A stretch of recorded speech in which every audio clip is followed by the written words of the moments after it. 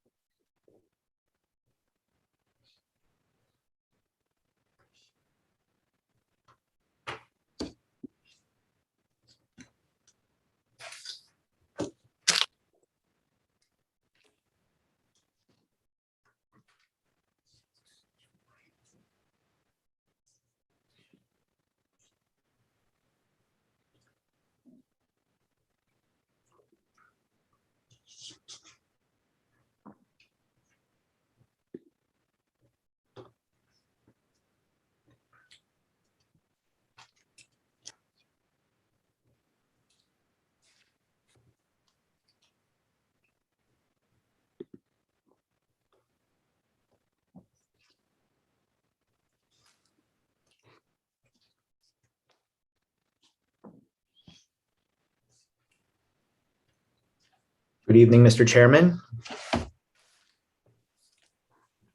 Good evening.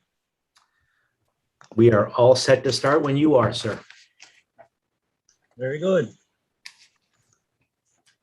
Welcome to the 905th meeting of the directors of MSAD number 27. Roll call, please. Keith Jandro. Here. Isabel Lozia. Here.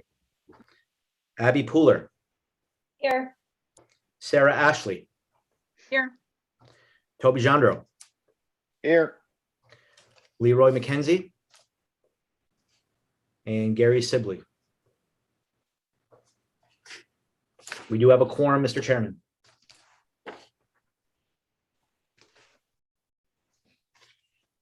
Oh, Mr. Chairman, I think you're on mute right now. We have adjustments to the agenda under new business. Yeah, we do have one adjustment. Do have just a brief adjustment. I'm sharing my screen right now.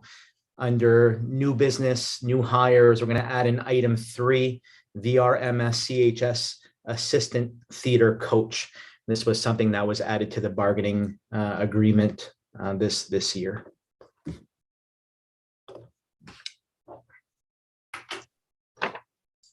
Very good. Do we need a motion? We'll take one. Do we have a motion to add under new business, new hires, add item 3? So moved. Second. Moved by Sarah, seconded by Abby. Any discussion?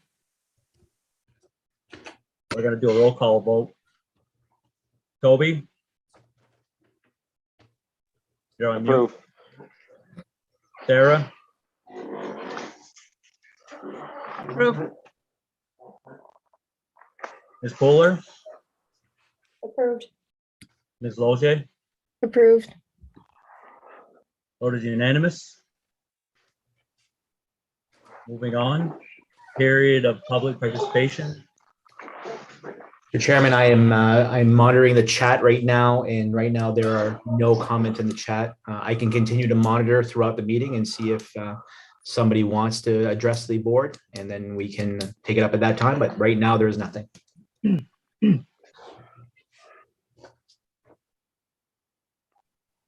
we have a motion to move the period of public participation to the end of the meeting, seeing as we have none at this moment?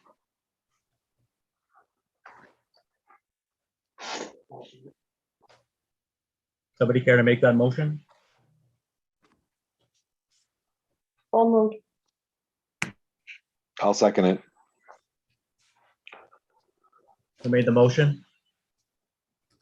Ms. Fuller? Toby seconded. All in favor? Isabel Ozier?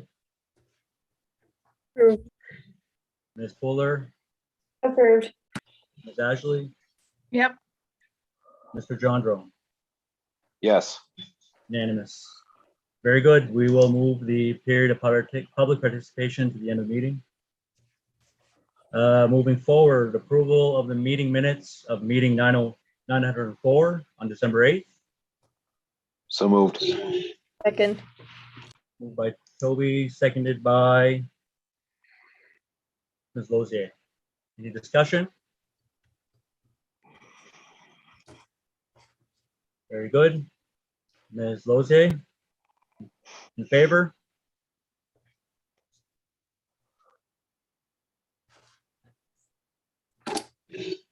I know this is kind of a pain, but we're gonna have to do the roll call vote. Ms. Lozier, Approved. Ms. Fuller, Approved. Ms. Ashley, Yes. Mr. Jandro. Sounds good. Very good. Minutes are approved. Moving on to the approval of the financial statements. Item A, November 2021. Motion to approve. So moved. Is that Ms. Lozier? Second. It was me. Oh, I'm sorry. Very good. Motion by Ms. Fuller, seconded by Ms. Ashley. Any discussion? Very good. Mr. Jandro, I approve. Mrs. Ashley, Approve. Mrs. Fuller, Ms. Fuller, Approved. Ms. Lozier. Approved. Very good. November 2021 financial statements approved unanimously.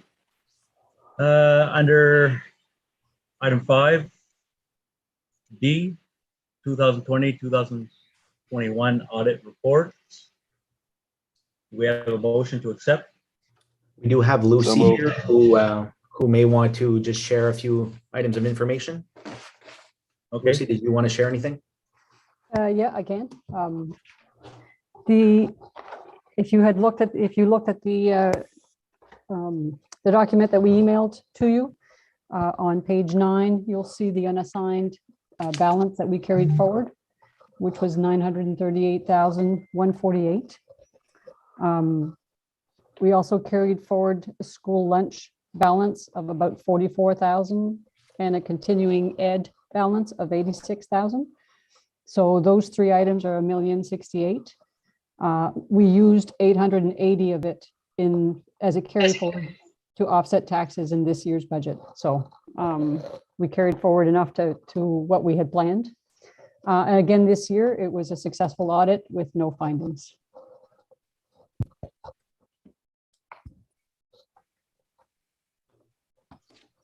Very good. Did we have a motion to approve the audit report? So moved. Mr. Jandro made a Second. motion. Second? Who has a second? Second. I'll second. Ms. Ashley?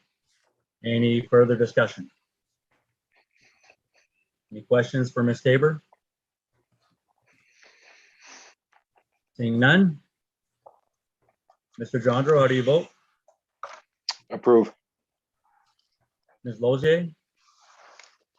Approve. Mrs. Ashley? Approve. And Ms. Fuller? Approved. All in favor, motion passes.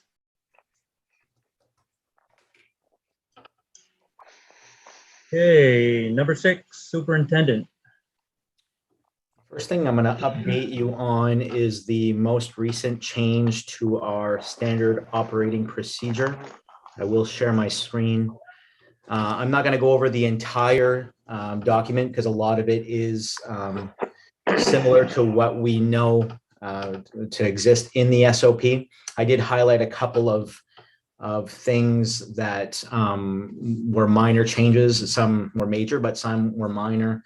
On page 1 of the document, advise close contacts to seek a COVID-19 test 5 days following the exposure. The previous version of this did not state this advisement. It was assumed, but it wasn't stated. So they did put that in the new SOP. So after your 5 day, at 5 days following your close contact exposure, the school nurse should be advising students and staff to get a test. So that's something new. On page 2 to page 3, if a student, teacher, or staff has access to a test and wants to test during isolation, the best approach is to use an antigen test. So they just have some information there about some testing protocols. We do accept tests from home. So if a student or a staff member is testing from home and receives a positive result, we ask that they contact the school nurse with that information. We are accepting that. There's some language about mask wearing when returning from an isolation or close contact period. The previous SOP alluded to the fact that you needed to mask for the additional 5 days. Now it states it, and the school has a plan for ensuring that those students have their mask. For us, that's a moot point. We're all masked universally, so we already have a universal plan for masking. But in the event that if we ever go to an optional mask, any student who is returning from isolation, student or staff, would have to wear the mask 5 days after their required isolation period. So that's in there as well. Same thing for when there's mask breaks indoors. We have to make sure that anyone who has returned from isolation or as a close contact has a plan to make sure that they have adequate distance when taking off their mask for eating and for any mask break. So we have that in place as well. Those close contacts who are enrolled in the pool testing program may continue to attend school. So that's something that we have in play that's been in existence anyway, because we've had pool testing. So that's exists as well. They've changed their definition of outbreak response. In the past, the old definition was 3 or more confirmed positives from different families. And now it's strictly a 15% absenteeism rule. So if we have 15% of our staff and or students out due to COVID-related illness, our school nurses are reporting that to the main CDC, and we would receive an outbreak status. As I made the board aware earlier this morning, last Friday, we were notified that CHS between Thursday and Friday We did have a spike in positive cases after our pool testing came in, and we did slightly exceed the 15% threshold, and we were at 15.08. So technically we are on monitor for outbreak status for the next 14 days. Nurse Monique will be reporting our daily numbers to the main CDC. Those are pretty much the highlighted changes for the SOP, and I'll take any questions that the board might have.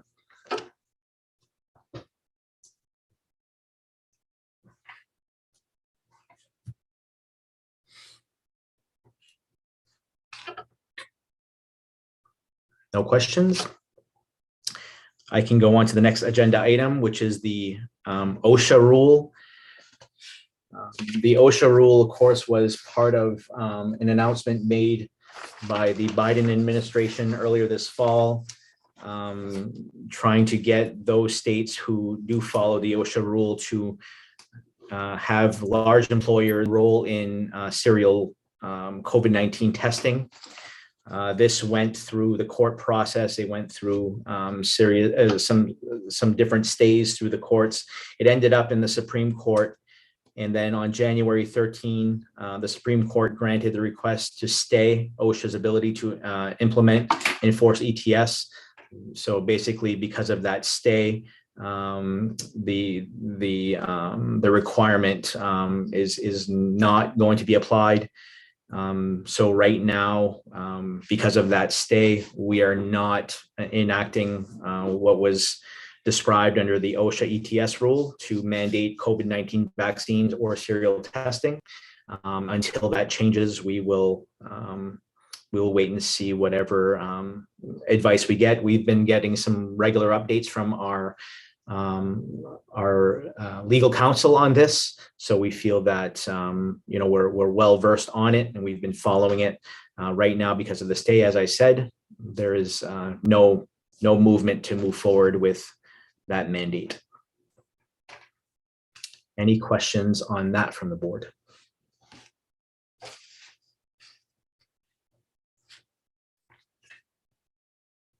Before I turn this over to Dr. Hart to give us an update on Northern Maine Medical and anything else going on regionally with COVID-19, I did want to let the board members know that we did receive 2 cards from staff members thanking you, the board, for both the hazard pay that staff received right before the holidays, and also the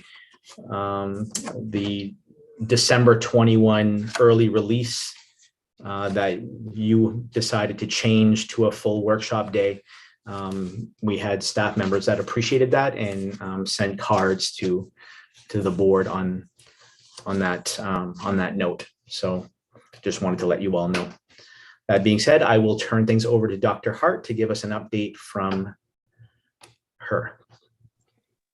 So the first question that I had specifically asked me, so I wanted to answer it, is the news about the CDC's backlog of testing in the state and what that might mean for us.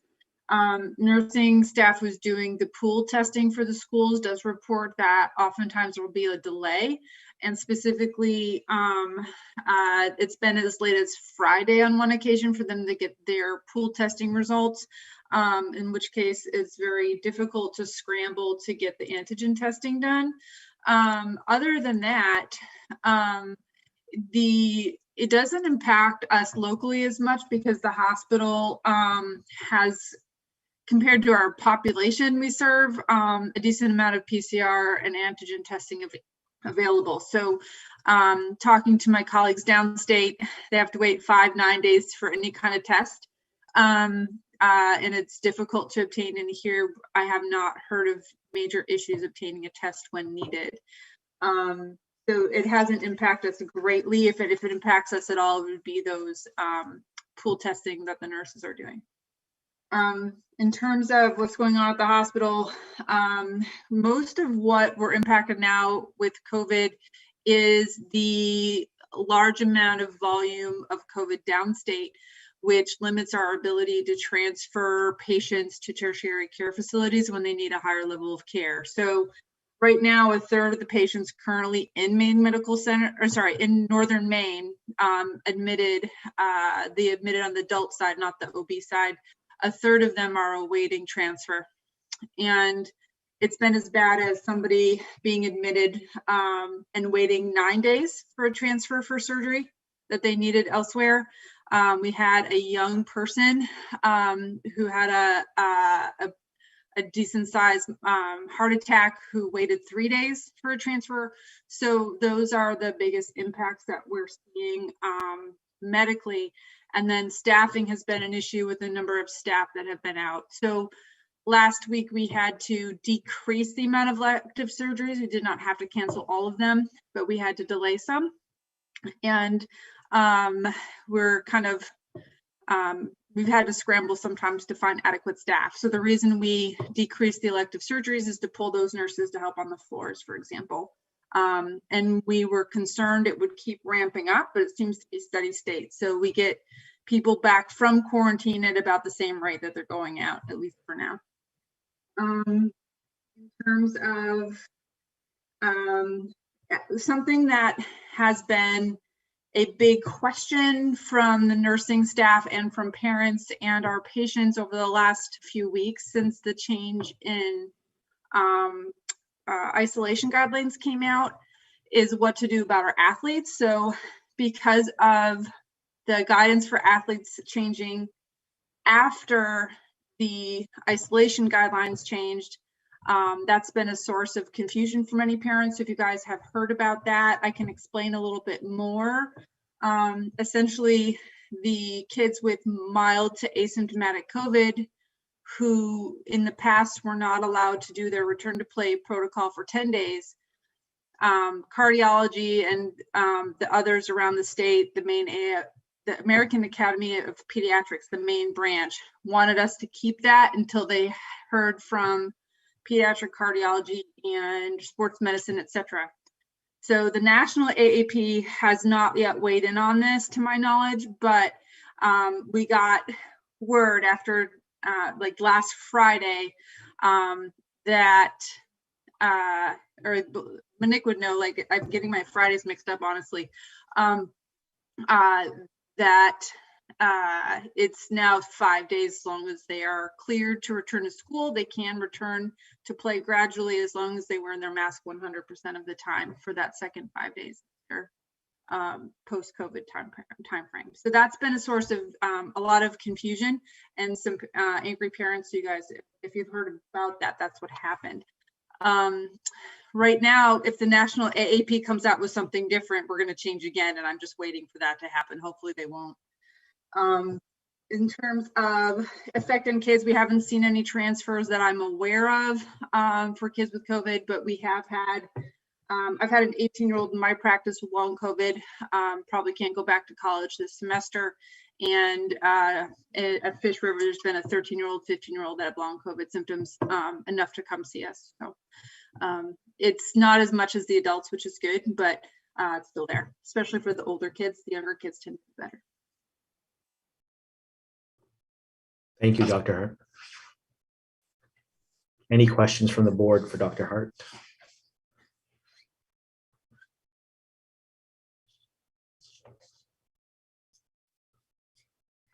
I will just follow up with what Dr. Hart was talking about with the return to play protocols.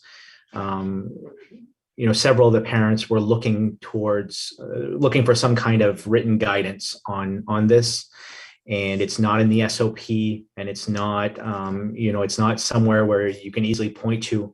We were able, though, to reference the MPA's return to winter sports protocols, and it does have a section that says, the athlete should work with their PCP on a return to gradual return to play plan, and that's basically what we've been saying. Work with your PCP, and your PCP will tell you exactly what that return to play plan is, so that that is at least something that we can point to.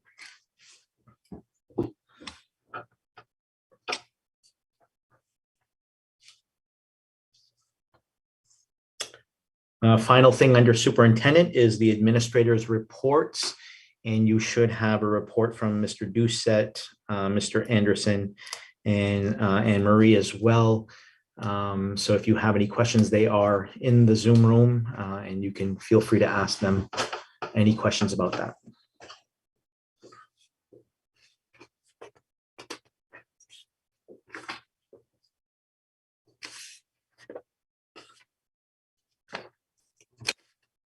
That's all I have, Mr. Chairman, under superintendent.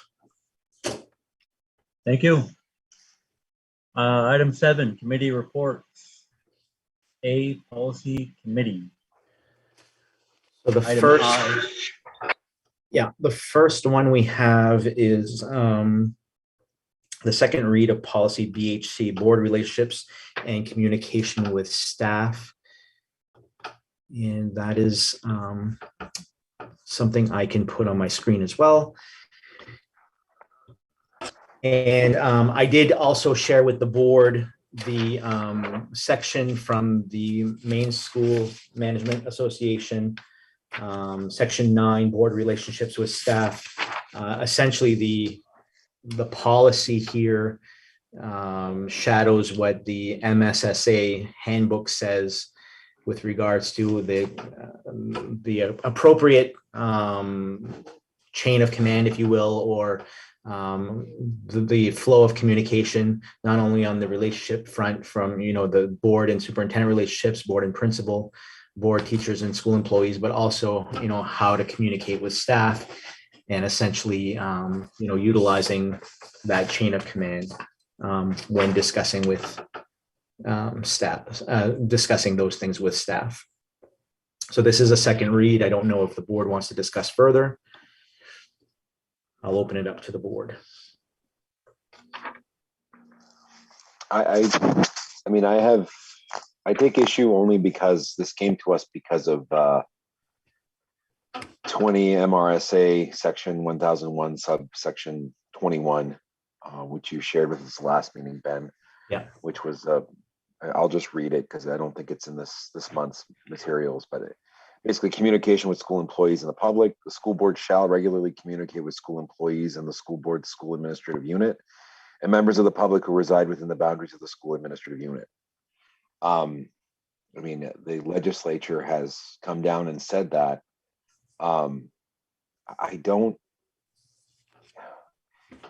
It's strange to me that the policy that came from that is we are not to do those things. Or we don't actually do them ourselves, we delegate that out. I think talking to members of the public and alerting them to where the chain of command is. I'm not going to sit there and say, oh, well, let me fix that for you. I don't think that's my job. But I think if somebody wants to come up to me and say, I've got this issue, as a board member, I should listen and then direct them to the proper person to go to. And I think asking people, how are you feeling? How are you doing is an important part of our job. Otherwise, we're nothing more than a rubber stamp who signs the budget every year. And I don't necessarily want to be that. So I don't care much for this policy. I think it relegates us to a closet somewhere. And given that we're elected by folks in the community, I think we should be talking to them and knowing where the line is. I think it'd be more beneficial for us to discuss where we go if somebody comes to us and says, I can't believe this has happened. And we can say, you should go talk to the vice principal. You should go talk to the principal. Have you talked to the principal? No. Well, then you should. Have you talked to the principal? Yes. And he's a jerk. Well, you should go talk to Ben. That's the next person up the chain of command. I don't think we can expect the public to just automatically know where to go. And if they come to us, I'd hate to say no. That's why. Is this one, Toby, that you would recommend we bring to the policy committee to just go through with a fine tooth comb and bring something that's more appropriate? This is a I don't know. What boiler. does everybody else think?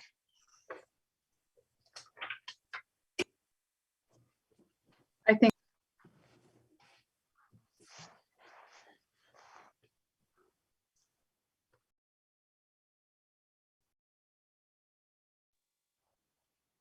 Sarah, if you're talking, we can't hear you.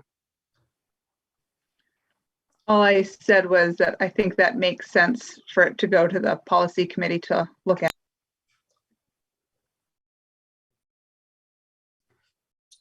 I would agree too. I don't think it can hurt to go through it in committee and just find it a little bit more appropriate, especially with what Toby's saying.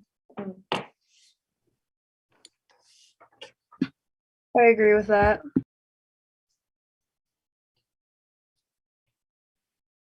My only question is there anything that explicitly states that you cannot communicate with staff in this policy?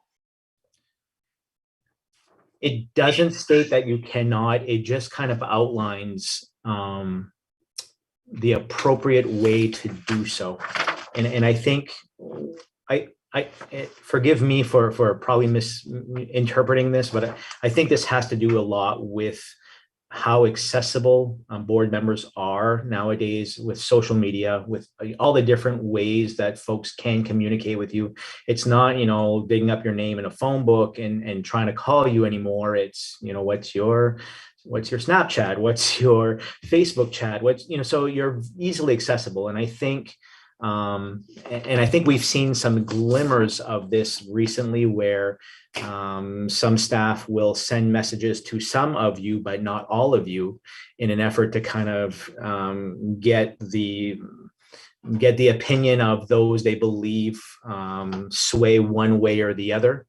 And I think that's kind of where things get a little bit, not dangerous, but things get a little bit cloudy on where the line is. If the board is well versed, like Toby was saying, in how to redirect staff, I've got no problem with maybe having some kind of discussion about that, of what are the right things that we do that all the time as administrators, how to do that. But what the board does not want to do is have a direct line to a staff member or vice versa.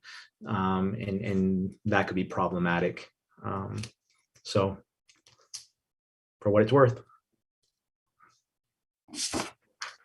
I just, Keith, to your question, I mean, the first page, it says all communication or reports to the board or to any committee of the board from school principals, supervisors, teachers, or other employees shall be submitted through the superintendent.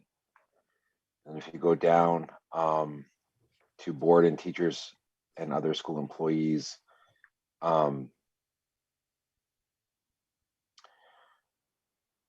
it says direct access between the employees and the board may be obtained through channels established for grievances through applicable board policies.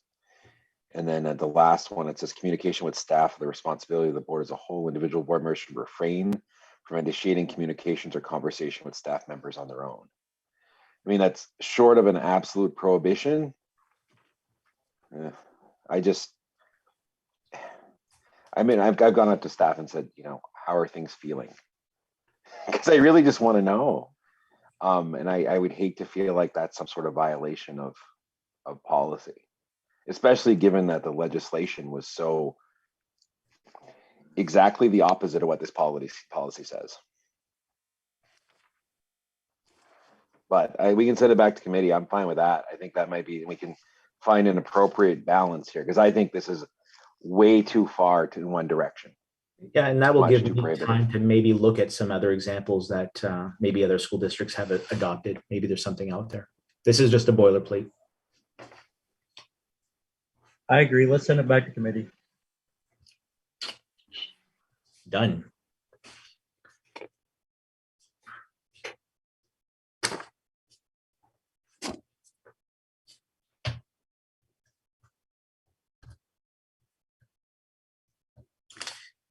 The other policies under committee report, we do have first reads. Policy BCB, which is board member conflict of interest, and BCC nepotism. They're both, the changes are both related to, I'm going to share my screen here.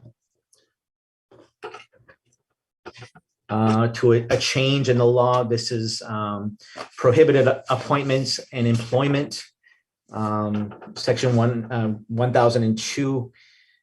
Essentially, what the legislature has done is put some language that is to be repealed in 2024 It's saying that the school board may, it's not required to, permit the spouse of a member of a school board to serve as a stipend employee on a contractual basis when that action is in the best interest of students.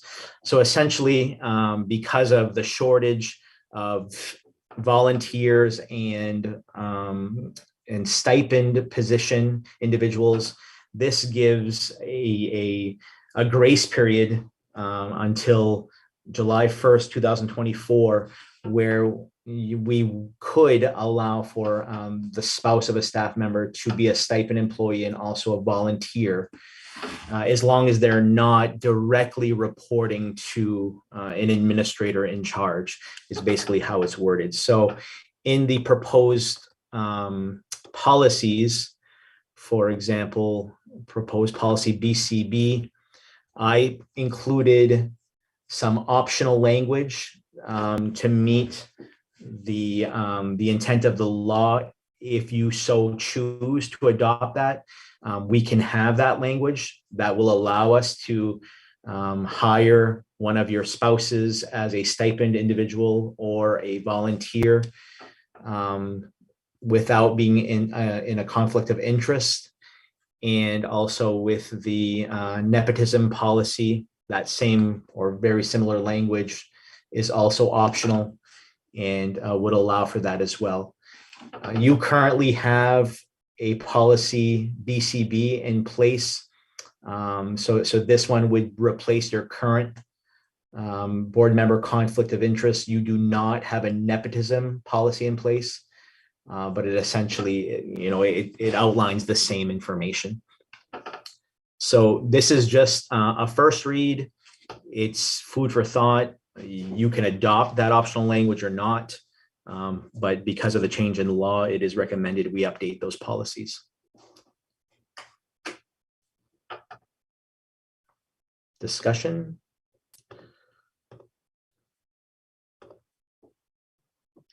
I feel like having more opportunity for people to help out is a good thing.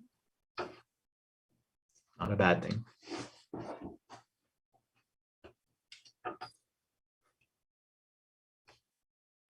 And to be fair, I mean, some of your spouses already volunteer, and we're not looking to, turn anyone away. We want to make sure that, we're doing right by the policy. I would recommend that if you have that option to allow one of your spouses to do so and they want to, why wouldn't you do it? But I'll let you think about it, and next meeting we can discuss whether or not to adopt the optional language.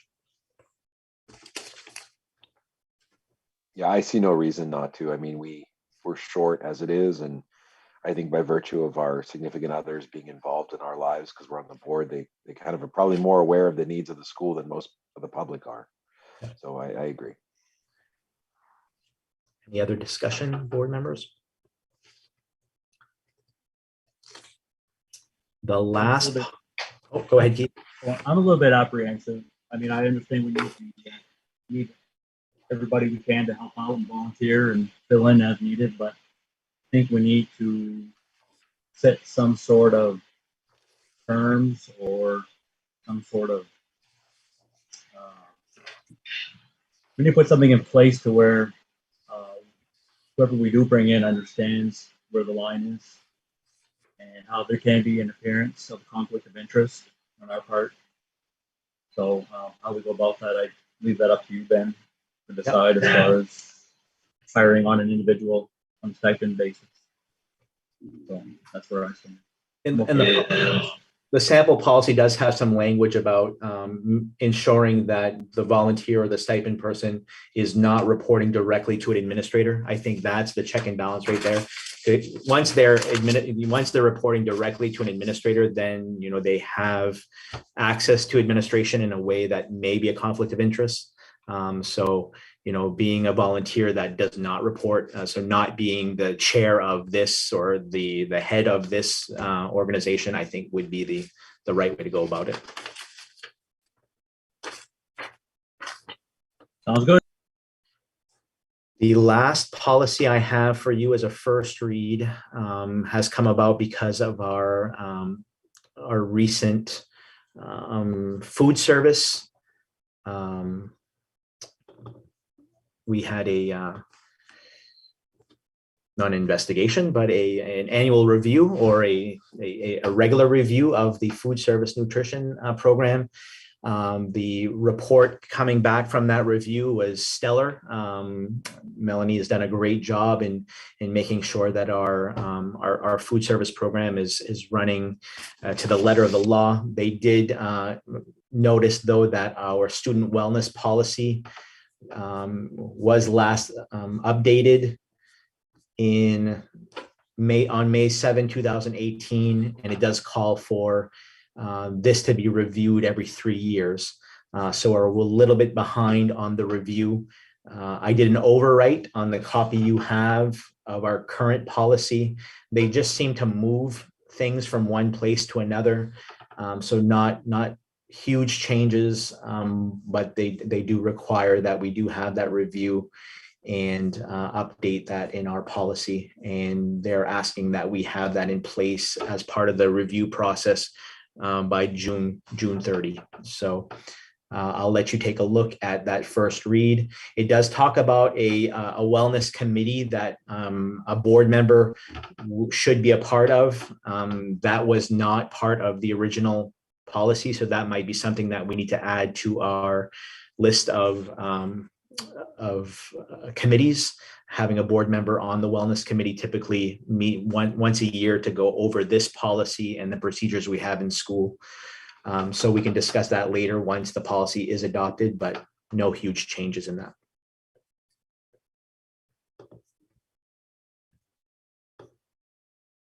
I just realized I was discussing that and I wasn't sharing my screen, so I apologize.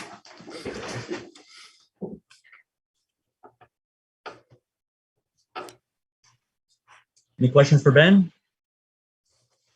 regarding student wellness? Moving on, old business, MSAD 27 board planning discussion. This is a reoccurring agenda item. Underneath that item is Val Unified. So we did have a Val Unified board meeting January 12, and the board was discussing the interlocal agreement. And the board members in attendance agreed to take back the conversation to the each SAU school board, just to get some further clarification so that your representatives know exactly what we want from SAD 27. The first thing that we discussed was the term. As you know, the current term in the interlocal agreement is for 25 years. In my recommendation to the Val Unified Board, it was recommended to reduce to 5-year terms. We had some great discussion during that VU board meetings, and shorter terms were discussed. We were able to have Lucy weigh in a little bit and Giselle talk about, the difficulty of getting out of a relationship without a proper time. And so our recommendation was no less than 2 years. We prefer 3 or longer, but no less than 2 years. And that's something that Toby and Keith, who were there, wanted to take back to this board to talk about that term limit. 2 years, 3 years, 5 years, all are better than 25 years. And just so the board knows, SAD 33 and Madawaska were very much open to a shorter term as well. They didn't believe that 25 years was in anyone's best interest. So I'll open the floor to the board to discuss the term.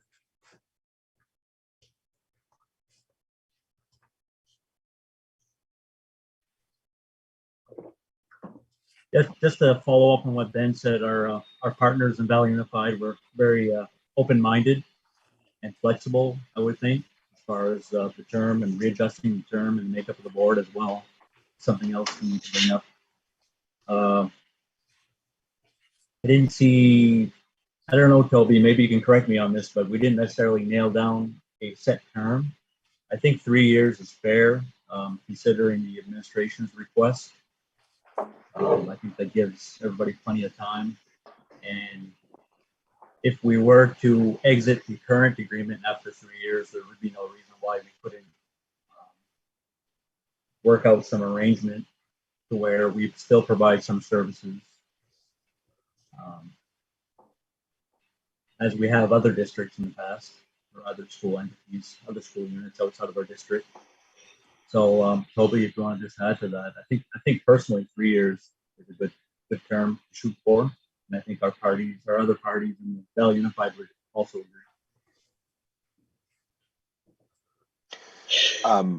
I think from my perspective, Ben made a really good distinction at the last meeting. There's a difference between the term and the opt-out period.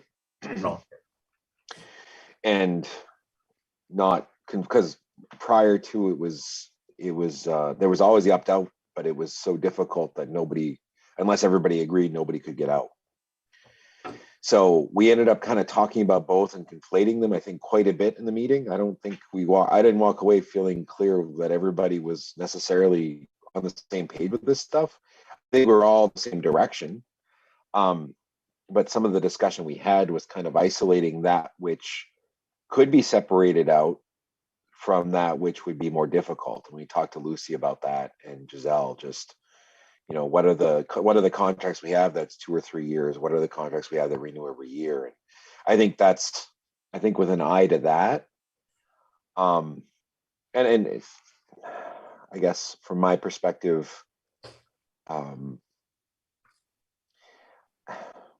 had no issue with, I think the second part of the meeting where we talked about how we vote and how our votes matter and how we weigh the votes, I think really come in harder than anything else.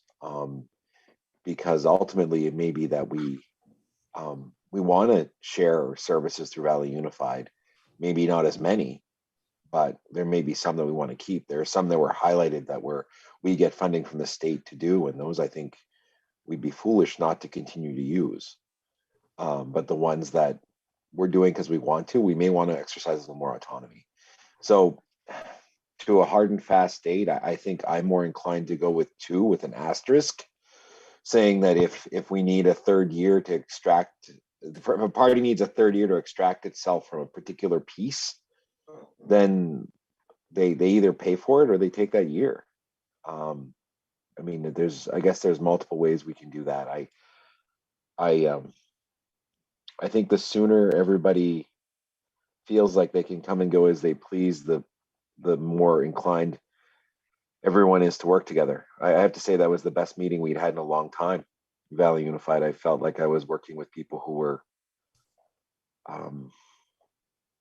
partners, whereas up to then it always felt a little antagonistic.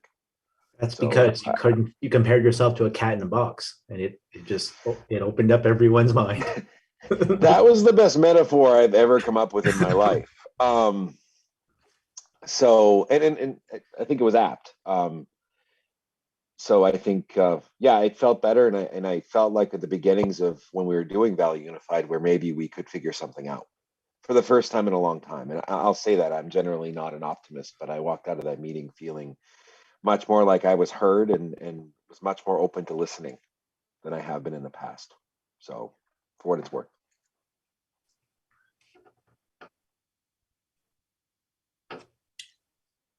One thing we are compiling at the request of the Valley Unified Board is how long are our contracted terms right now.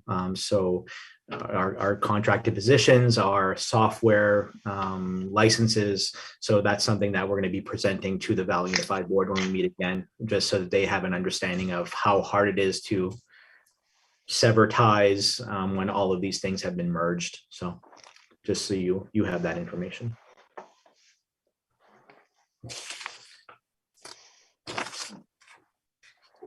Any other thoughts for Keith and Toby about term? I'd like to hear what other people have to say, even if I have to call on them. Sarah, aside from Toby and I, you've been here a while. You've seen a few things. What are your thoughts? I'm glad to hear that things were, it was a smoother meeting, a more unified kind of working together meeting. As far as whether it's 2, 3, 5, I guess I don't have a super strong opinion one way or the other. I think maybe it's more important that everybody feels more agreed upon on it. And, you know, I think what Toby was saying earlier makes sense with, you know, it's gonna need to reflect contracts. I mean, if a lot of our Valley Unified services are 2-year contracts or 3-year contracts or whatever it is, there has to be the time to be able to prepare it, to get in, to get out, to find replacements, whatever that needs to be. So I feel like the number doesn't matter as much as that grace period of how you make it work. I know that's not super helpful, but Those are details that can be worked out in the ILA. right. I think what Toby and I and Gary need for our next meeting is normally we just get recommendations and we really don't nail down a vote on anything. And I don't think we need to nail down specifics, but I think it would be a good idea to go in there with an idea of, you know, maybe we want to go in and set a minimum of 2 years with no more than however much. And we work with our partners from there, because you know, I got the same takeaway as from Toby and Ben from the last meeting, is they want to work with us. And the tone was very good at our last meeting, and I'm very hopeful. So Toby, if you have any ideas for a motion that we ought to make, now would be the time. Maybe move my big dog's head out of the way. How about I move to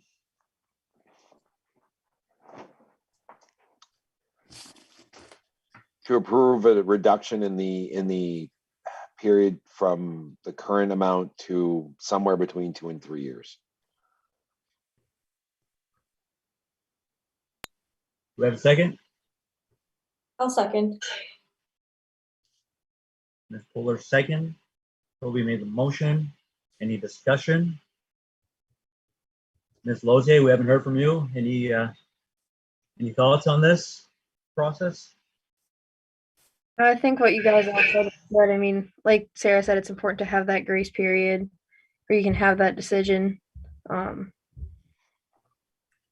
long as as long as you guys are working together well, I think the other little pieces can be worked out. I guess my concern with having it so defined is, what if somebody else comes back and feels very strongly about 4, like super strongly? I mean, in the grand scheme of things, does it matter? And maybe it does, but I guess that's, I feel weird about like setting such a narrow, but again, I'm not the one that's meeting.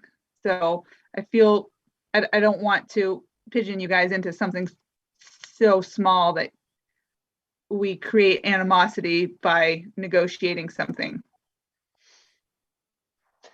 Keith, correct me if I'm wrong, but I think at the meeting, the other 2 schools, the other 2 units were bouncing even the word 1 around at one point.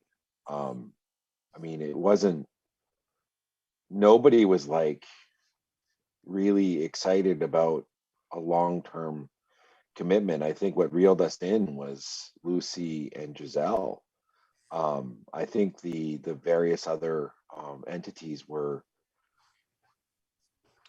kind of fell into my analogy. You know, it's really hard to put a cat in a box, but if you leave a box on the floor, the cat will probably go in.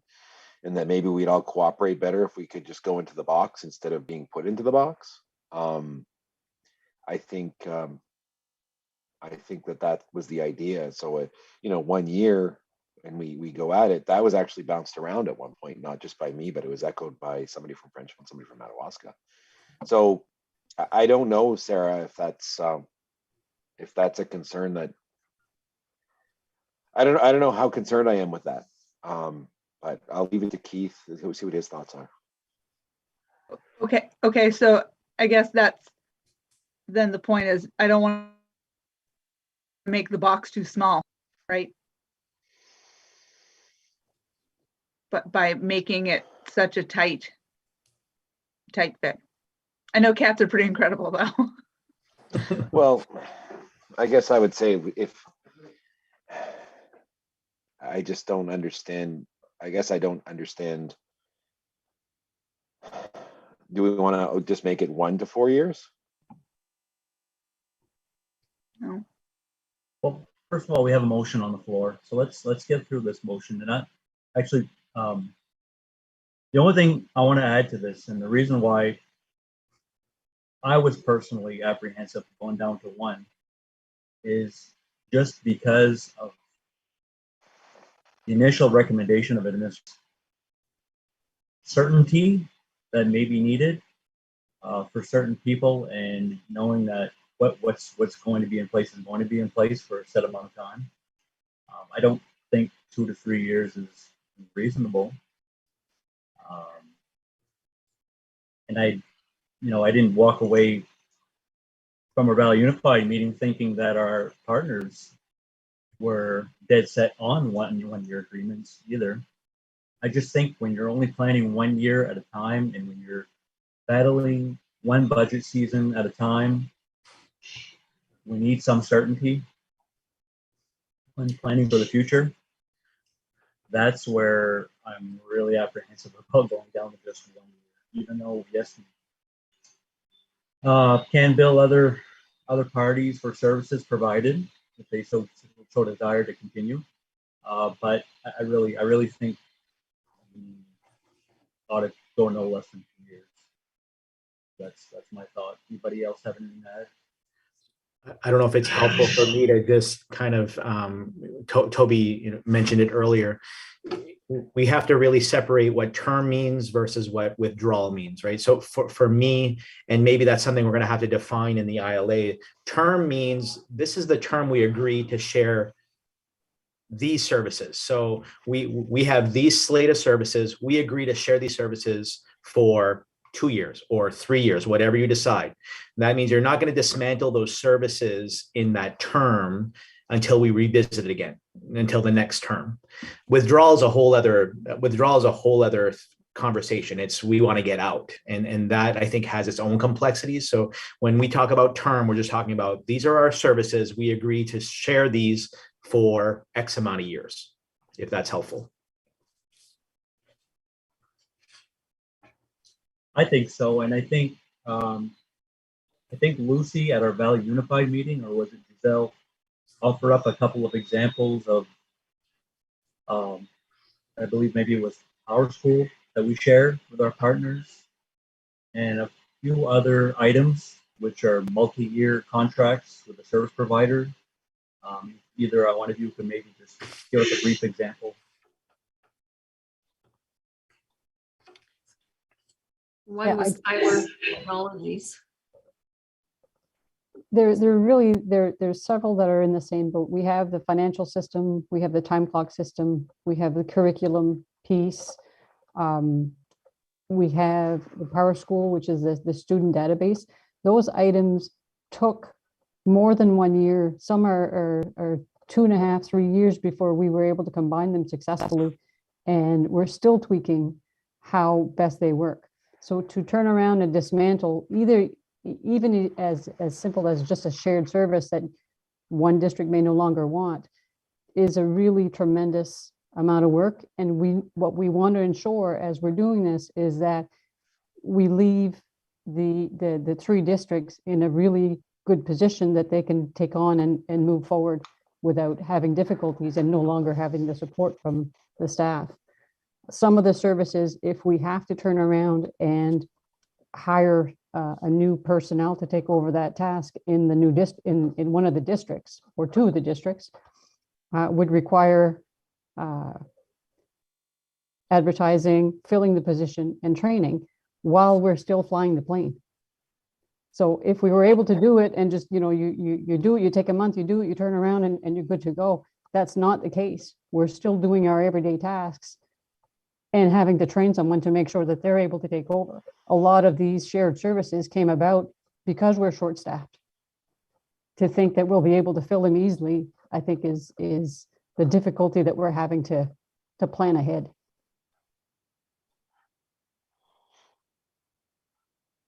Thank you, Lucy. You're welcome. Any further discussion? The Well, I motion on the guess floor still stands. I would withdraw the motion then. I think Because I don't once some think- motions on the floor, Toby, I think we have to take a vote. Oh, I can't withdraw my own motion? I don't believe so, now that it's been seconded, right? Okay.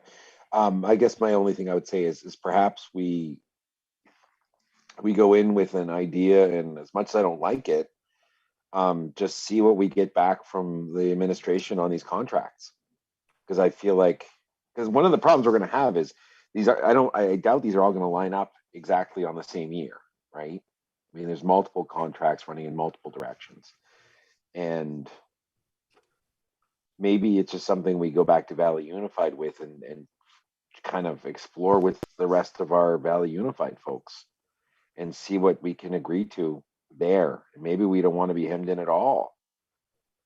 I mean, it might be something more complex. It might be that we extract ourselves from one contract because we have an opportunity to do so this year on something that we don't necessarily want to share, or we keep some others going. I mean, it's not as black and white as pulling a plug, I don't think. I think some of these things we can continue to share, and some of them we may not want to. And some of them we want to share outside of Valley Unified. I mean, we have multiple options. So I'm moving more towards Sarah's position, where I don't know if setting fixed dates on the whole shebang is necessarily helpful. I mean, there's so many moving pieces here, but at the same time, I mean, the longer it continues to go on its own, the harder it's going to be to do anything about it. I mean, that's what I'm weighing, is that the more we do this, the more entrenched it's going to become. And I don't know. So that's my hesitation on my own motion, is given that I don't know all the facts, I don't even know what to do with it. Then, with the Valley Unified Board, had we not formed an ILA committee? We had not. It was going to be a recommendation. However, I think we agreed that we wanted to have those discussions in public at a Valley Unified full board level, rather than have a subcommittee make those determinations. So we have not.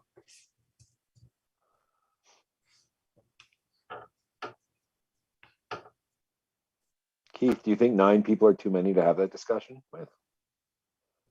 Keith is frozen. I think Keith. Oh, he's there. Okay. Back. Okay, so we have no further discussion. Keith, I asked the question when you froze. Do you think that the 9-member Valley Unified Board would be too cumbersome to have that discussion? I think they could handle it. It felt like we were able to discuss it pretty well in the last meeting. I agree. Like Ben said, we've got the term is one issue, withdrawal is a separate issue. We've got a whole lot of little things that we need to work on, and I think Valley Unified Board meetings are the place to do it. For us to nail down something right now where we're really not 100% sure what our partners want to do, I don't want to lock us in, as Sarah said. So I think we'll just go ahead and end discussion. Doesn't sound like the motion is going to pass, but I'm going to go ahead and we're going to go ahead and take a roll call vote. Toby, how do you vote on the motion to reduce the term from 25 years to 2 and no more than 3 years? No. I vote against. Mr. Toby Johnner votes no. Mrs. Sarah Ashley, how do you vote? No. Okay. Ms. Fuller, No. Ms. Lozier, No. That's And everybody. Keith, to keep it Motion clean, fails. I'd like to put another motion forward.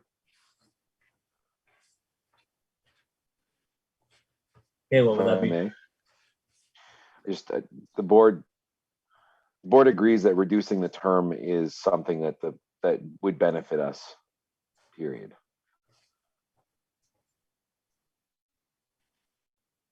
From 35 years or whatever it is. So your motion is to reduce the term of Reduce the the term current from what's in the value original. agreement. Yep. Very good. Do we have a second?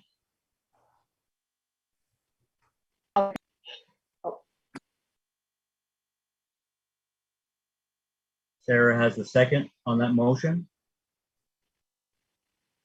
Any further discussion? Very good. Ms. Lozay, how do you vote? Yeah. Ms. Fuller? Yes. Mr. John Drow? Yes. Mrs. Ashley? Yes. Very good. Motion passes. I believe underneath that same item, Ben, we had also talked about the makeup of the board. Yeah, and I'm gonna, if it's all right with you, Mr. Chairman, I'm gonna skip over that one and talk about withdrawal first, because we're kind of talking about the same thing when we talk about term. So I'm just gonna shoot over to withdrawal. Right now, your current agreement, your ILA does not allow any member to withdraw until 2043. So you can't get out. After 2043, a withdrawing member must give 2 years notice and be approved by 2/3 of the membership. That does not include the board members withdrawing from the withdrawing SAU. So 2043, if SAD 27 wanted to withdraw, it would be up to Madawaska and 33 to allow them to withdraw. So that's basically how the current language goes. So my initial I'm not giving a recommendation, but there's just some options that I want the board to consider. If you do, and I think all three parties again are understanding that withdrawal language is probably ridiculous now that we don't have a school that we're tied to. But I would just give a couple of points that if a withdrawal was going to happen, I do agree with the 2 years notice, but I also agree with a notification date that should come. And I mentioned December 31st as that notification date. And once you give that notification, it's 2 school years after that notification is what I'm recommending. And that's based on what Lucy and Giselle were talking about with how difficult it is to undo a lot of those shared programs. 2 years is really cutting it close. So giving that December 31st date and then 2 years after. I also did cite the regional school unit withdrawal process, as we know pretty well here in 27, that already exists. So if you wanted to point something in statutes and say there's already a withdrawal process that exists, you could look at the SAU withdrawal process and say, why don't we just follow that process? And that's a whole bunch of steps for those of us that have initiated that with one of our member communities before. So that's just food for thought for all of you.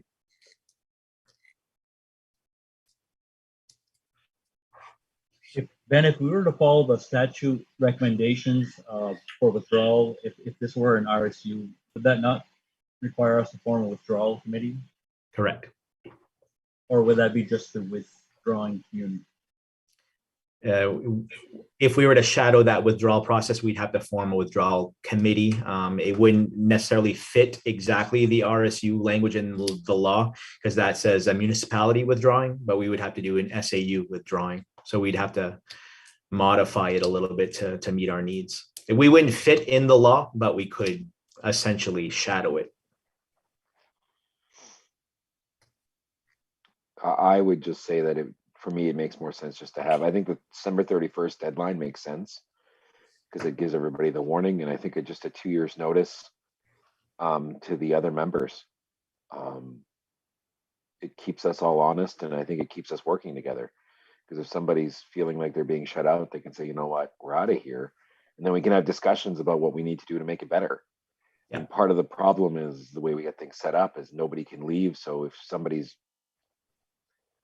annoyed or put out, they can't even take their ball and go home. And I think having the option for all three of us, this isn't just about 27, this is Madawaska, this is Frenchville too, and this and again. I think it just makes sense to be able to say, you know what, I don't think this is working anymore. I think we'll have less of a chance of hearing that if we make it easier. Toby did mention during the Val Unified meeting too, that a member might have to withdraw because of necessity. They might have something that happens in their SAU that's very drastic. You know, a major employer shuts down, or an exodus of X amount of students or whatever, and you have no choice, but you can't afford those services. So it might be out of necessity, not only out of, you know, desire.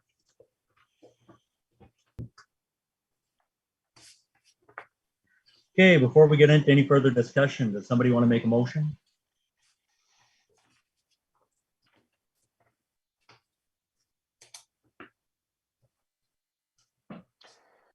I'd like to move to suggest that we I guess work towards a withdrawal request notification of December 31st with 2 years notice. December 31st for 2 years notice to the other members of the Valley Unified, that any member can withdraw with 2 years notice on December 31st.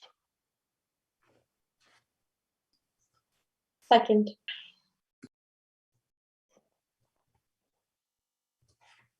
Okay, just for clarification, that's after the year of notification, Toby?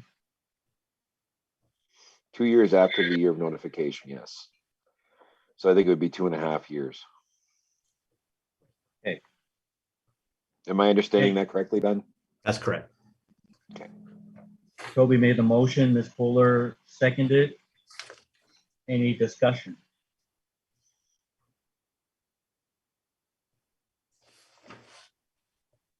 Seeing none, Ms. Ashley, how do you feel about this? Yes. Okay. Ms. Lozier, Yes. Mr. Jandro, Yes. Ms. Fuller. Yes. Motion passes. All right, the last thing, going back to board membership, this might be one that takes a little more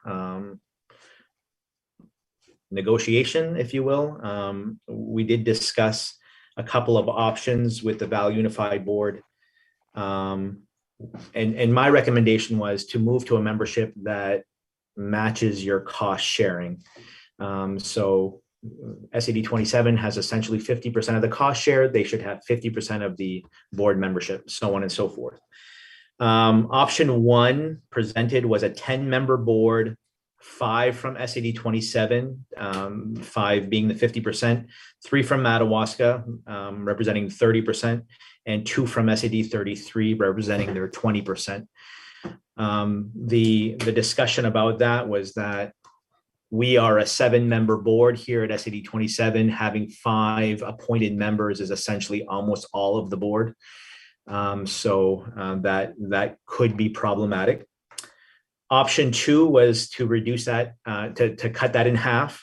So do a 5-member board, 3 from SAD 27, 2 from Madawaska, 1 from SAD 33. Excuse me, that would be a 6-member board, not a 5-member board. 6-member board, 3 from 27, 2 from Madawaska, 1 from 33. The representative from SAD 33 felt like being one lonely member might be daunting from 33 and not having somebody to collaborate with.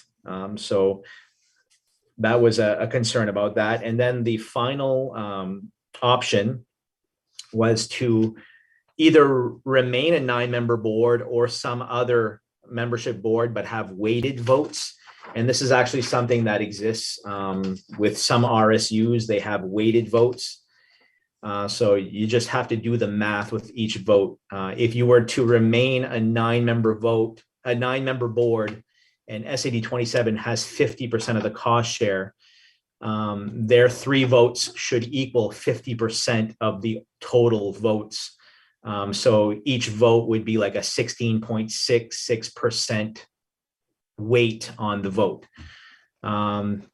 Madawaska, with their 30% of the cost share, their 3 votes would equal 10% each. That's easy. And then 27, their 3 votes would be 20%. And that would be about 6.66. So you could do that. It's just a mathematical game at that point.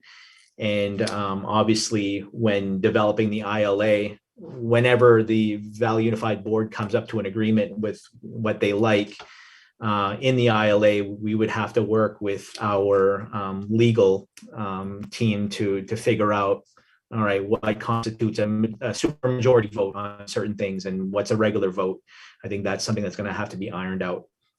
But those are 3 options that were presented: the 10-member board, the 6-member board, and then the weighted vote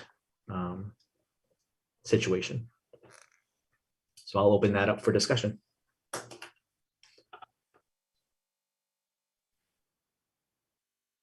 Yeah, from what I gathered at our meeting, item B, or option 2, would not have been palatable for SAD 33 to just have the 1 member go in there and be able to make decisions for their whole district was not a position they wanted to be in.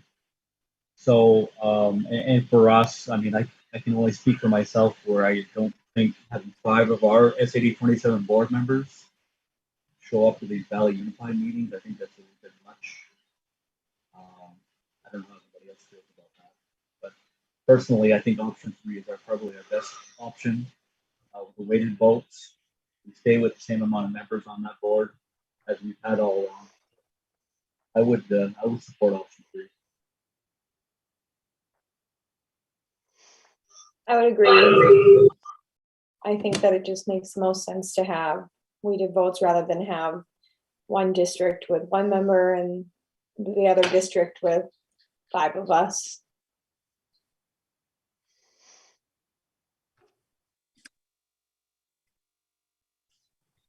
I agree. I think that third option with the weighted votes makes the most sense.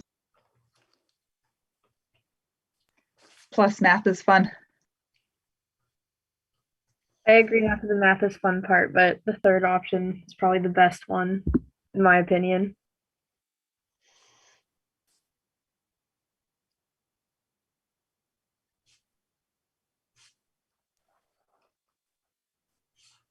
Toby, do you have anything to add to that? Or making a motion? I think option 3 makes the most sense. We could even consider, it doesn't necessarily need to be 9 board members. We could do 6 or whatever. I mean, anything's possible if we didn't want to bring in all 9, depending on what the rest of the crew felt. I think the only pitfall, and I like the weighted piece, but I'm going to put it out there. The only pitfall with the weighted piece is we've always kind of rounded to make our numbers work better. And we're going to have to be really clear on how we round things going into it. Because if I'm not mistaken, MSAD 33 doesn't have 20%. They got 18. And the 33, and Madawaska's got like 33, and we got like 51. And I think we're going to have a talk with our partners about what all this means. Not because I want to be difficult, but because if the population shifts, at what point do we readjust those numbers? If we're already rounding them at different variant, like, you know what I mean? Am I making sense to anyone but myself right now? No, Yeah. I mean, yeah, we're gonna have to set a time period where we establish that maybe at the beginning of the school year based on our enrollment. Is that correct, Ben? Well, something that Lucy does every year when she's building the Valley Unified budget is that she reviews the total student population and evaluations. So that's calculated in budget season before approving the budget. So that's probably a natural time to look at that and make sure that those voting shares are appropriate. Because if I'm not And we mistaken, wouldn't Ben, I think right now we're at a little over 50%, right? I'll let Sorry, Lucy. Lucy. Yeah. I think Lucy had just looked at that earlier today. I think you're right. I think we are, SAD 27 is, I think, 51% or 50, maybe 52.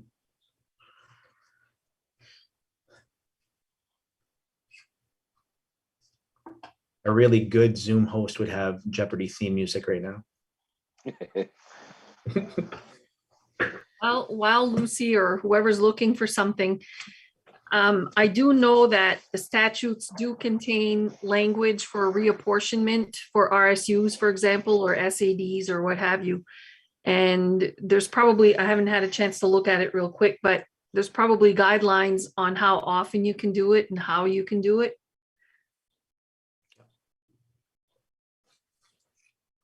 Yeah, I think my biggest concern, Giselle, is that I don't want to go into this saying, oh, we're only 50%.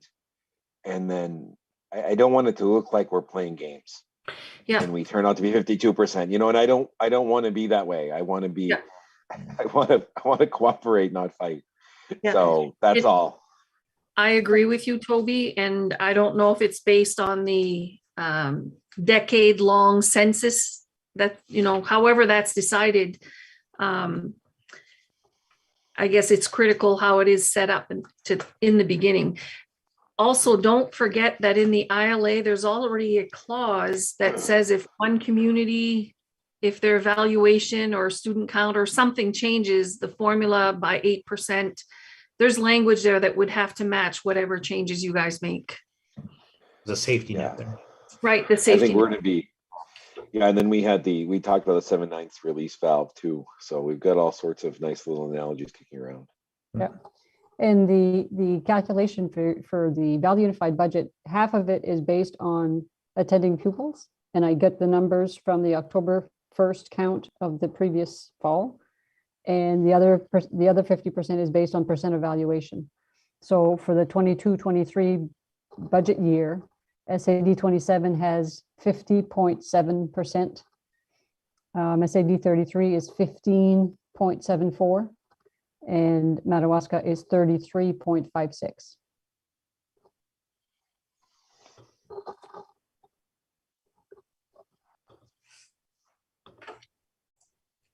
I mean, knowing those, we wouldn't have to round if we're weighting stuff. It could just be at every whatever budget season or every 2 budget seasons that's just reevaluated and then the equation is reset, right? Isn't that easy enough?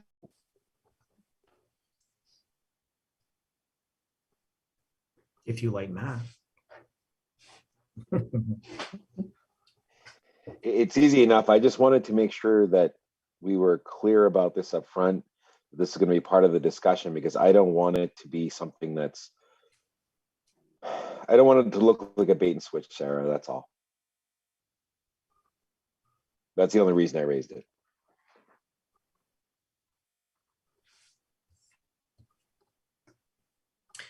So it sounds like the board is more in favor of some kind of weighted vote movement. I guess I would move to explore a weighted vote have the representatives explore a weighted vote system with Valley Unified. I'll second. Moved by Toby, seconded by Sarah. Any further discussion? Okay, Ms. Fuller, how do you vote? Yes. Ms. Fuller votes yes. Ms. Lozier? Yes. Yes. Ms. Ashley? Yes. Mr. Jandro? Yes. All in favor? Motion passes.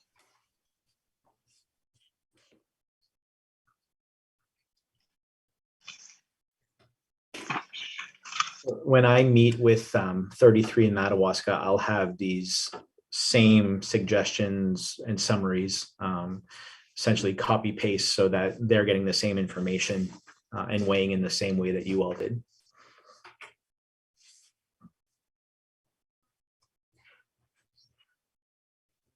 Okay, I think that wraps it up for old business. Item 9, new business. Items for information, retirements. Okay. It isn't so. We have a retirement announcement. After 33 years in high school, I can see the light at the end of the tunnel. It's pretty sad when you see your kids graduate from high school and college, and I'm still in high school. It is my intent to retire on the 4th of November, 2022. With that being said, I will not see SAD 27 stuck. If you are unable to find a replacement, I'd be willing to work per diem until one can be found. I have learned a lot working for SAD 27, but I can honestly say these last 2 years with COVID have been the strangest and the toughest. My hat goes off to you and your administration for pulling us through this. Sincerely, Rudy.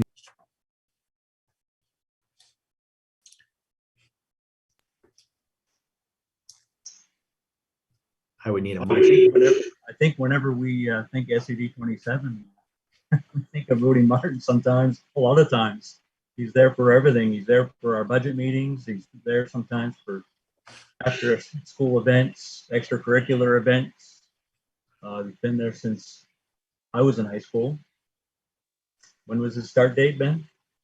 He said it's been 33 years, so those good at math can figure that out.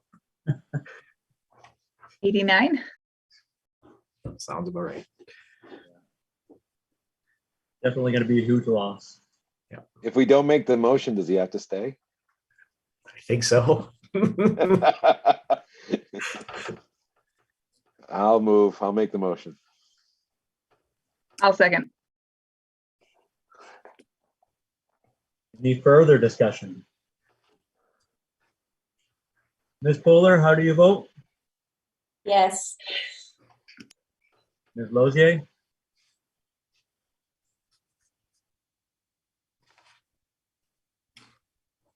She said Ms. yes. Lozier, how do you vote? Yeah. Ms. Ashley? Yes. Mr. Jondro? Yes. Motion passes reluctantly. Thank you, Mr. Rudy Martin.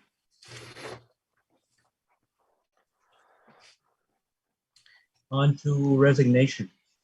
We have a resignation of a cook aide at CHS.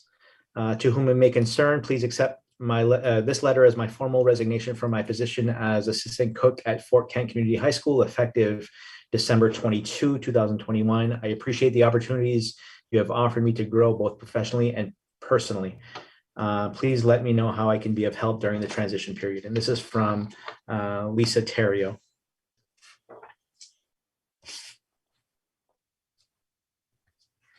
So moved. Moved by Toby, seconded by Ms. Poehler. Any discussion? Seeing none. Mrs. Ashley? Yes. Ms. Poehler? Yes. Ms. Lozier? Yes. Mr. Jondro? Yes. All in favor? Looks like we have a second resignation. Ben? Yep, we have a cook aide at Fort Kent Elementary. And I apologize, I do not have the letter. This is a resignation from Samantha Boucher, who was with us for a short time. And her resignation was effective immediately when she submitted it. So moved. Second. Moved by Toby, seconded by Ms. Poehler. Any discussion? What's going on with our cook aides, Ben? It's a tough job. It's not the highest paying job. I know that Lisa was offered a position at Northern Maine Medical Center that she couldn't turn down for the pay.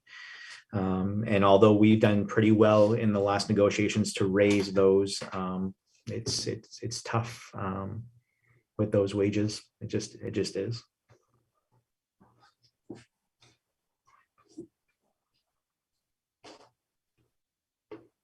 All right.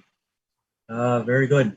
Roll call vote, Mrs. Ashley, Yes. Ms. Fuller, Yes. Mr. Jandro, Yes. Ms. Lozier. Motion passes. Accept the resignation. Item 3, resignation of VRMS CHS French teacher. I do have a letter. I am writing to you in gratitude for allowing me to trust to be my truest self while teaching at Fort Kent Community High School and Valley Rivers Middle School for over a decade. I have remained loyal to my inner energy, my quirkiness of my teachings, leadership style, my inner drive to make the culture of my classroom a welcoming and stress-free environment for all learning styles. I do believe I have achieved success in reaching hundreds of students' lives and changing the way in which they accept each other. Creating a culture in my classroom that has made learning fun and engaging was my primary goal every single day. During this phase of my life, my energy is needed elsewhere. I need to make significant lifestyle change due to several reasons. My intuition is telling me to stop using the classroom as a vehicle to reach others. It is time to use for a different arena. For this reason and several others, I have chosen to resign as a French teacher in SAD 27 for VRMS and CHS effective at the end of the workday on January 28th, 2022. This wasn't an easy decision, to say the least. Sincerely, Margaret Guimau.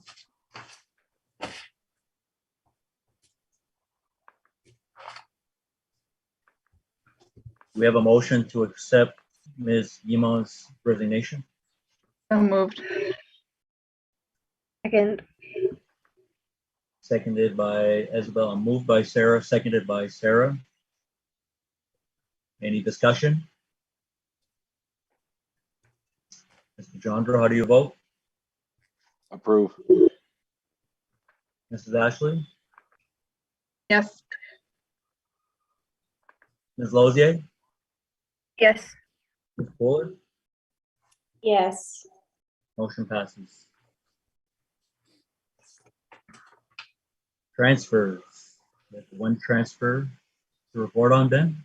Yeah, we do have a transfer of a Fort Kent Elementary ed tech who's transferring to Valley Unified Continuing Ed.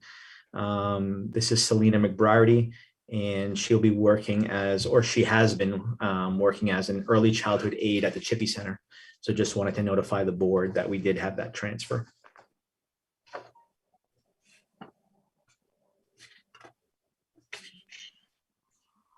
Do we normally make motions to approve transfers, Ben? Not transfers. No. Moving on to new hires. I did send you a letter this morning. I hope that you got it and were able to take a look at it. There were interviews that were conducted late last week, and by the end of the day, Friday, the interview committee for our VRMS CHS French teacher, which included Mr. Coletta, Mr. Doucette, and Robert Deg, our other French teacher. They are recommending Connie Cloutier, who is currently the French teacher at Wisdom Middle High School, and she's also our elementary French integrator in our 3 Valley Unified elementary schools. They are recommending her based on her references, her experience. She has 18 years of teaching experience French in all levels, elementary, middle, and high school.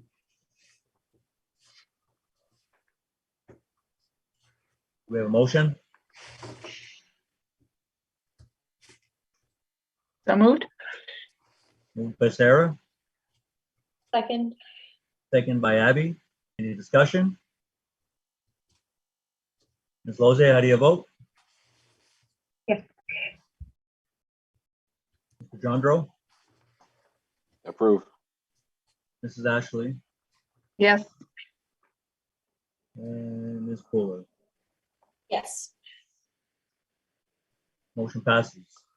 Item 2, FKES EdTech. Just do want to mention, based on the previous item, we were very lucky to have a French teacher of that caliber in such a short amount of time. So kudos to Mr. Coletta and the interview committee for getting that going. And although it's very, very difficult to see Ms. Guimont leaving, we're pleasantly surprised that we have a very qualified candidate to take over. Moving on to the Fort Kent Elementary educational technicians, I do have 2 recommendations for you. Again, the interviews for these occurred late last week. The first recommendation is for Michelle Gendreau, who will serve as a special education one-on-one at Fort Kent Elementary School. Michelle has been substituting at FKES for a while now. Prior to that, she was a medical receptionist for 13 years. She's reported as being having a great demeanor and being a good fit at Fort Kent Elementary School. So the first recommendation is for Michelle Gendreau. So moved. Second. Motion made by Sarah, seconded by Abby. Any discussion? Seeing none. Mr. Gendreau, are you in favor? Yes. Ms. Fuller, Yes. Ms. Lozier, Yes. Mrs. Ashley, Yes. all in favor, motion approved. The second recommendation is for Chelsea Dion. Chelsea was working for us in previous years. She left this November to take a position at ACAP, and immediately after taking the position, wanted to come back to Fort Kent Elementary. So we're pleased to offer her that chance to come back as a special ed one-on-one at Fort Kent Elementary School.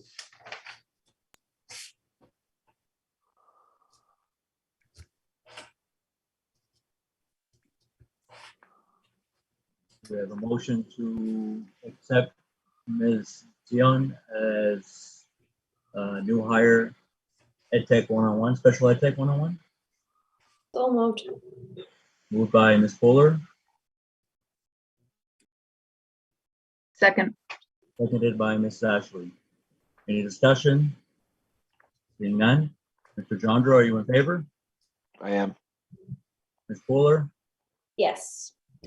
Ms. Lozier, Yes. and Mrs. Ashley. Yes. Motion passes.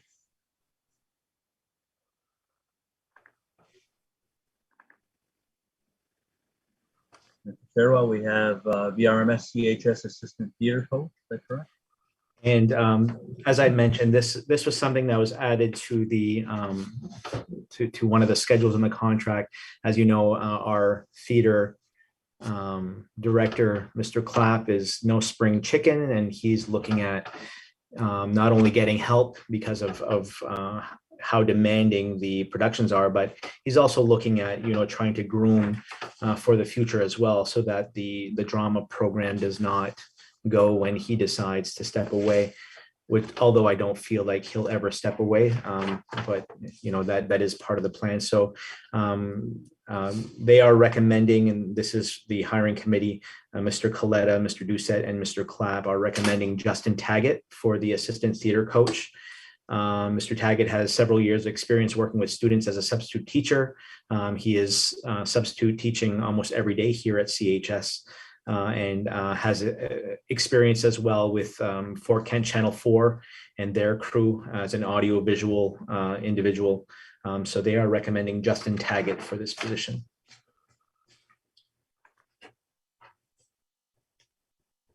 We have a motion to accept. Mr. Taggett, So moved. moved by Ms. Fuller, Second. seconded by Mrs. Ashley. Any discussion? Seeing none, Mr. Gendreau, how do you vote? I approve. Ms. Fuller, Yes. Ms. Ashley, Yes. Ms. Lozier, Yes. Motion passes. On to current openings. You'll see we have some coaching openings. We have varsity softball coach, varsity softball assistant coach, and the high school tennis coach, which are all openings right now. I do believe soon we will look to fill our district head custodian, although we don't have to move too quickly.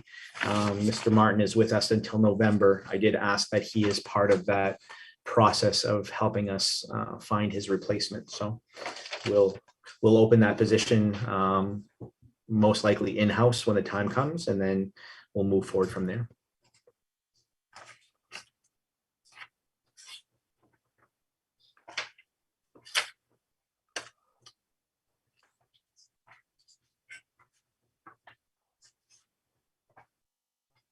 That's all we have for current openings, Mr. Chairman.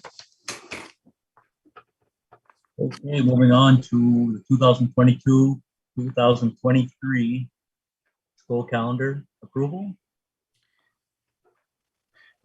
This is the draft of next school year's calendar. It looks very similar to this school year. What we do is we survey the staff every November and then send out follow-up surveys if things are unclear. So what this draft represents is the majority of staff's thoughts and opinions based on, when they want to start the school year, when they look to end the school year, when they would like to have, if they would like to have early releases, if so, when are the best times during the week or during the month to have them. Also, when is the best time to have a fall workshop, a winter workshop, a spring workshop. And then we also survey the farmers, the local farmers, about what weeks they choose are best for harvest. So that represents what our farmers are thinking as well. So it does represent the majority of respondents to those surveys based on all things. So you can see that because we are trying again to end the school year before that third week of June, we had to step back and provide the first workshop day for staff at the Friday of that week in August, and then do the second workshop on a Monday. So students would be starting on a Tuesday. Your Fort Kent Elementary and CHS VRMS staff voted to have harvest break straight across the board. So with this draft, there would be no breaking for harvest for any of the SAD 27 staff or students. They would all be recognizing the harvest break, and then so on and so forth. Everything else falls into place. It's a 89-day split, 87-day on the semesters, essentially 43 to 45 days per quarter, with the total of 176 and 182 for staff. So that is the draft of the calendar.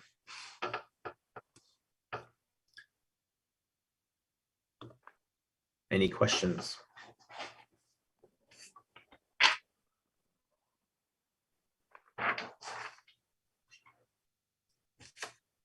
We have a motion to approve the 2022-23 calendar as presented.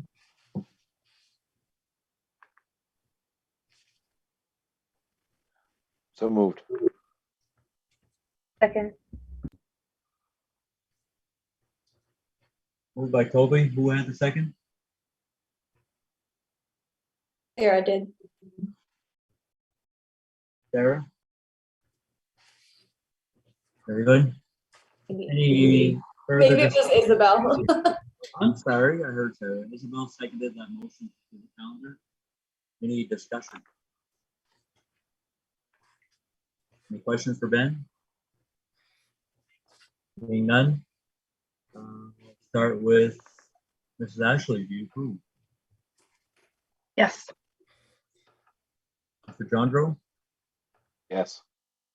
Ms. Fuller? Yes. Ms. Lojane. Yes. Motion passes. Next item of business, MSAD 27 strategic planning. So I did push out a survey last week. To date, we have 167 responses to that survey. It asks, what stakeholder group the individuals represent. The majority of our respondents are parents of students, second by staff members, and then we have community members at large, and then a mixed bag of other responses. We have students who have responded, and this is based on what they felt are the top 5 guiding beliefs out of the set of guiding beliefs that we provided or what they wrote in. So we are collecting that. We're going to have some good data to share out with our strategic planning committee when we do convene that committee and start discussing. And this is just to help. There's some good feedback with comments that folks have left. So we'll have a lot to get started with our conversations based around those guiding beliefs. And those essentially are just statements such as, we believe in creating a culture of innovation, redesigning the learning experience. We believe in educating the whole child. We believe in community collaboration. So you can see a whole set of things that we essentially aspire to do, and some we do better than others, but we're trying to gauge what is most important out of those. There are some respondents that have left others, so we can look at those as well. But I did want the board to know that we are gathering that feedback. I do want to get the board's thoughts about whether or not we should, as a school, push that out to students. Usually I don't do that unless we want to ensure that we get student feedback. There are some students who have seen this on social media and have responded to it, but not large numbers of students. So I did want to get your thoughts about pushing that out, having Mr. Coletta, Mr. Doucette, and possibly even at the elementary level, pushing maybe a memo out to parents so that they can go respond on their students' behalf as well. The parents can. So I just wanted your thoughts on that. Or some other ways to get this out so we get more data.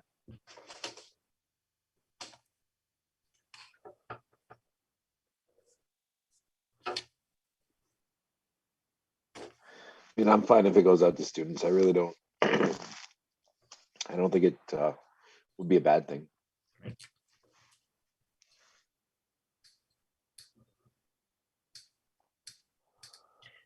One thing that we've done too before is we've had some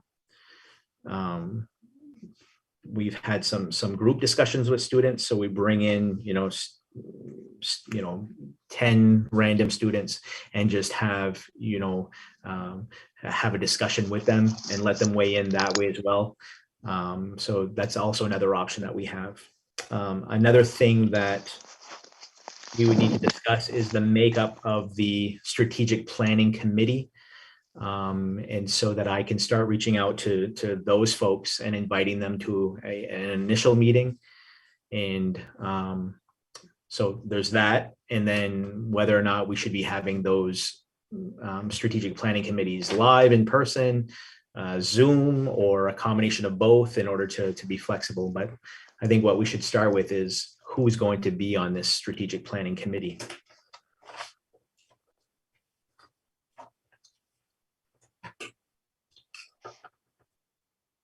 Ben, I think you've thrown out or presented some options, probably based on previous experience. Could you just kind of start with that as a baseline and maybe add to it? If you have that data available. Maybe what we could do is, we don't have to vote on it. So maybe what we can do is just kick some ideas around, like in an email thread. Okay. I'd like to see more community involvement. I found the list to be school heavy. And there's nothing wrong with having folks from the school there. I think, but it'd be good to have some shareholders from the community. Maybe go to some new wells, ones that we haven't tapped before. You know, it feels like we often end up with the same crew, whatever the problem is, and it'd be nice to see us spread out a little bit. That was the reason for my suggestion that we might want to kick it around. So I'd be really interested to hear, like, if we just put something out to the board members via email, like, who do you think would be good shareholders? Like, what positions, what folks in the community do we think we want to see? I think that would be helpful to give me some idea. And I'm going to be completely honest. I mean, I've been pushing hard for the strategic plan thing, and my wife reminded me that I'm up for re-election. So if I'm the only one who really is that vested in this, it may be worth just putting this off until after March, till we know who our board's going to be, because we have two members that are going to be up for re-election right now. So I think we may see some change. We may not. I don't know. But maybe we can just kick it around online, bounce some ideas of who we think would be good members, either generally or specific, and see what we come up with. And then maybe take a vote on it next time we meet. What do you think of that?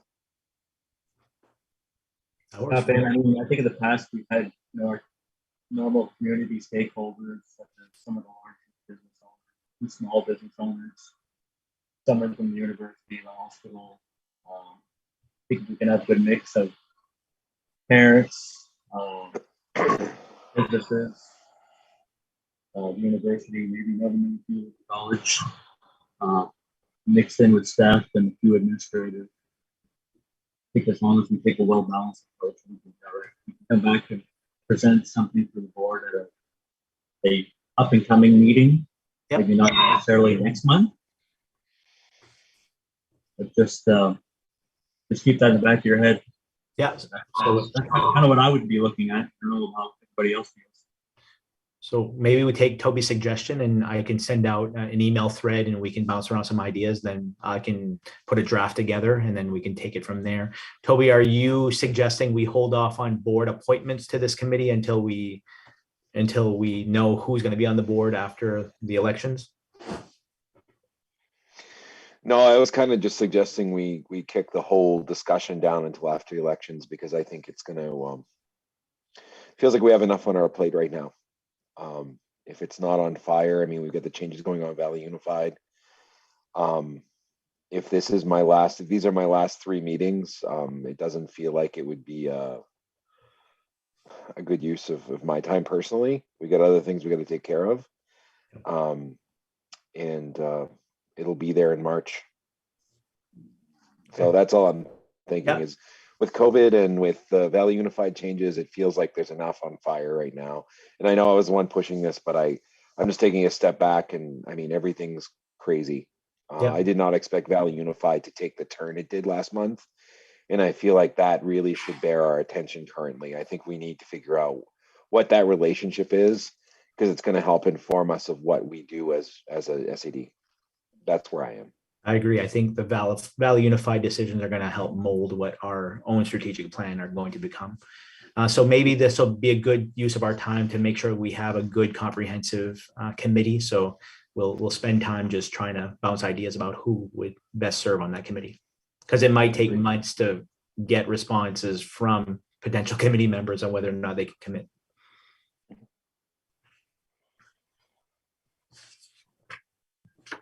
I absolutely agree. Valley Unified is going to take up enough of our time, and once we kind of get settled into where we're going with that, then we'll be able to focus more on our local strategic plan. I think the next item of business is the item B, appropriation of additional state funding. That's correct. And I'm going to put something on my screen. And Lucy, I hope I'm not putting you on the spot to explain what we're looking at. Nope. As part of the budget process last year for the 21-22 budget year, the state had initially issued an ED 279 in January. And then as we were pretty much set to go to the budget in May or June, they announced that there was additional state funding, yet it wasn't finalized until July. So by then we already had a budget. What we had put in our warrants was the Article 17 that you see on Ben's screen, which basically says, gives the board the authority to create a reserve account and or reduce local tax assessment in the event that we received additional state funding. So we did receive additional state funds. We received an extra $236,202.67. So at this point, the Department of Education wants the board to actually put numbers to what they decide to do with this article. So do they want to put all or a portion of it to a reserve account, all or a portion of it to reduce taxes, or one or the other? So at this point, that's what we need. And then if you decide to reduce state taxes, or not the tax assessments to the towns, in which year would you want to do it? Right now, I would suggest we're well into the 21-22 school year. The towns have pretty much all allocated their taxes anyways. So I would recommend that we tackle it for the 22-23 school year, budget year, if that's the case. But we have to get a number of, to basically divvy up that 236,000.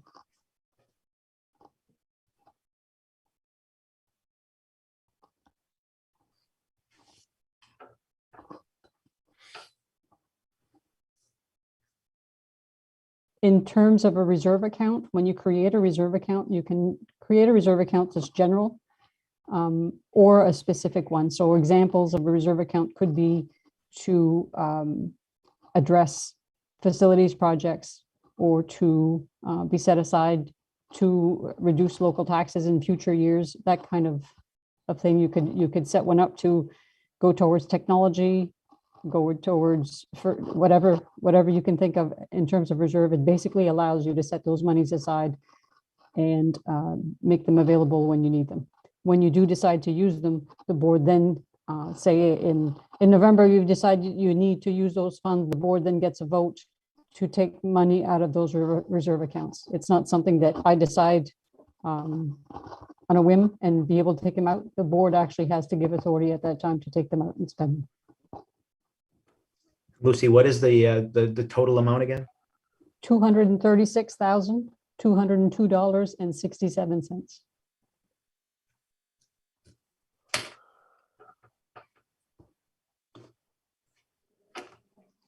So what does the board think about that? My first thoughts are price of oil and where we stand with that, and the price of fuel and the biomass. Have we taken an additional hit from the price of oil this winter, Lucy? Right now, the prices are close to $3. They range between $2.75, around $2.75 a gallon, and both for the gas and the diesel. So that would be a good one as well. I know in the past, I think this has only happened maybe once in my previous 10, 11 years now, where we've had additional monies that I can remember. I think we've in the past allocated 50% to go back to the towns and 50% towards education. But just my opinion, I feel like to hear what everybody else has to say first, but I think this is a good amount to allocate towards next year's, I don't know, necessarily allocated towards next year's budget, or to send it back to the town for next year. What does everybody else think? I would agree with you, Keith. I think that makes no sense with all the unknowns as well that are going on this year and could be next year. I agree with you as well. Obi, what are your thoughts? Just not, what were you suggesting we do?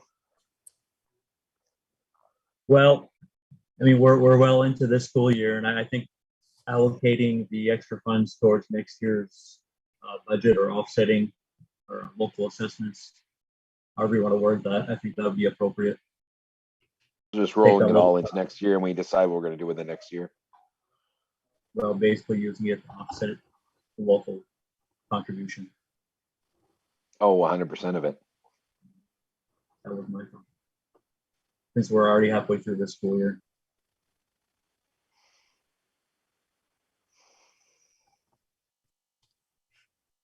Just for clarification, a reserve fund is not just for that 1 year. It would stay in there as long as you don't need it. I'm not sure if you interpreted that as being just a 1 year reserve. So if they needed 80,000 next year, they could take 80,000 out. If they needed 50,000 the following year, they could take that out. Is that what you mean, Lucy? Yeah. Yes, if you establish a reserve fund of 100,000 and then in 1 year you need 40,000, the 60,000 carries forward. It just keeps, it stays in the reserve. It's basically a savings account or CD that you set aside and set aside for emergency purposes. If you don't use it, the full 100,000 would stay in that reserve until you need it. That was just a clarification. I'm not suggesting you do anything different than what you're looking to do. In order to use your funds from a reserve account, you have to go back to town meeting and get it approved. No, I think in this case, it's just the board. For an SAD? So, yes. I would be inclined to put it into reserve account to offset instead of just setting it forward as an offset. That way, if this year it works out well, if there's federal funds and we're doing okay, we don't have to raise taxes, or we don't increase our budget significantly. I would be inclined to save it for a year when we do, when we have something we have to do and it's going to cost us more. I think I'd be more inclined to put it into a reserve for future offsets as opposed to just putting it to next year for offsets.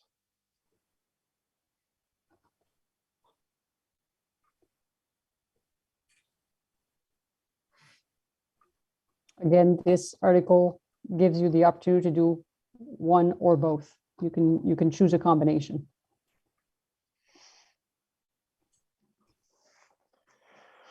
What do you think, Keith? I'd be comfortable with putting half of it in reserve. And then the other half, as I stated earlier,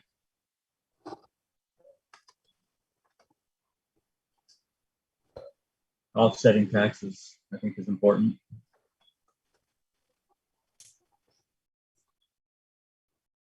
I guess what I would say, Keith, is that I want to make sure I understand this is that if we put whatever $200 and some thousand in reserve to offset taxes, we could still put half of it next year towards offsetting taxes, depending on what our budget looks like. Whereas if we offset the taxes with half of it, then we're stuck with that regardless of what happens, whatever funding sources we may have this in the next year. So that's why I'm suggesting putting it into a reserve for offsetting taxes. That way we can play it by ear once we know what our financial situation looks like next year, instead of putting it forward not knowing what's coming next year. That's the only reason. I'm not trying to be difficult, but I think it makes more sense to put it somewhere we can use it for that purpose, but when we need it, not necessarily automatically. You also have the option of creating 2 or more separate reserve accounts. You can create one with one purpose, or you can create several with different purposes and different amounts.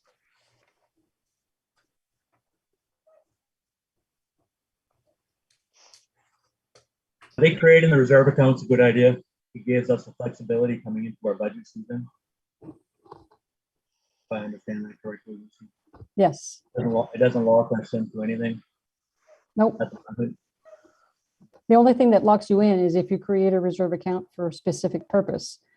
And then say you created a reserve account specifically to deal with the heating, the changes in heating prices.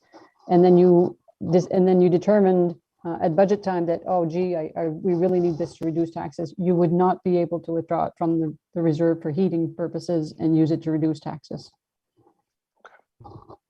But if we put it in a general reserve, we'd be able to use it for whatever was needed at the time. That's correct. Yes.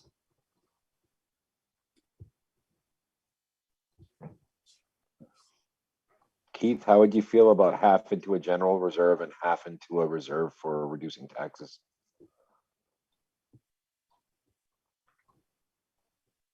I would be okay with that. You want to go ahead and make the motion? I move to move half of it into a general reserve and half it into a reserve.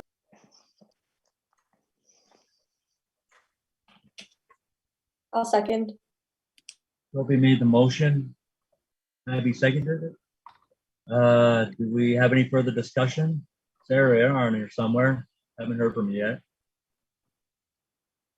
Just trying to follow along.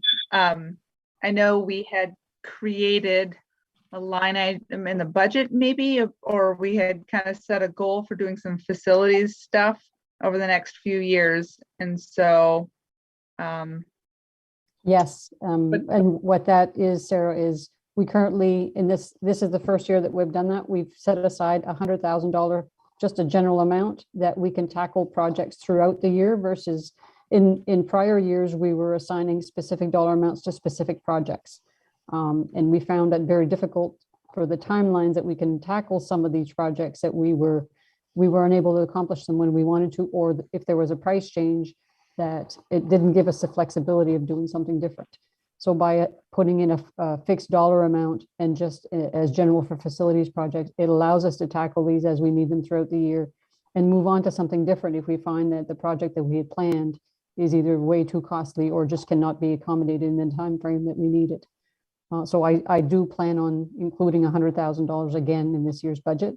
We also have a contingency in the event that, say, a boiler breaks down.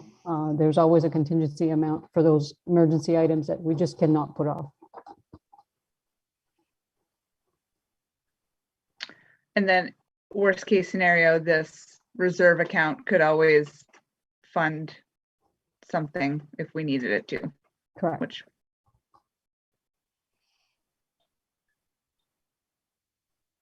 I like it. Anybody else have anything to add? Isabel? No, I'm just kind of following along, trying to process everything.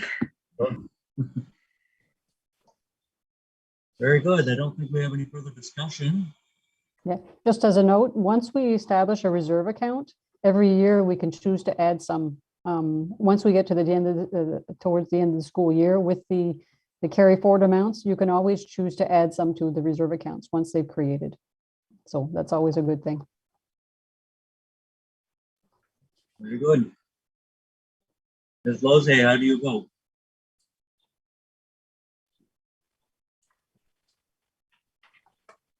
And just the vote on this article is to set aside half of the additional state funding in a general reserve account and the other half towards a reserve to reduce future tax assessments.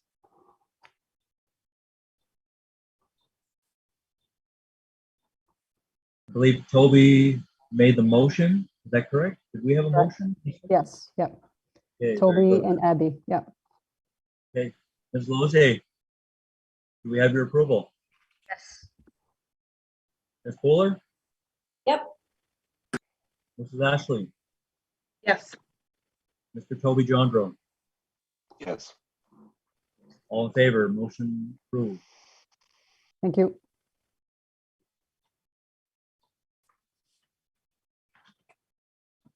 Okay, motion to enter into executive session pursuant to 1 MRSA section 405(6)D for labor contract discussions between MSAD 27 and the Teamsters Local 340 IT bargaining unit. Do we have a second? Second. Abigail seconded. Toby, you in favor? Entering into executive session?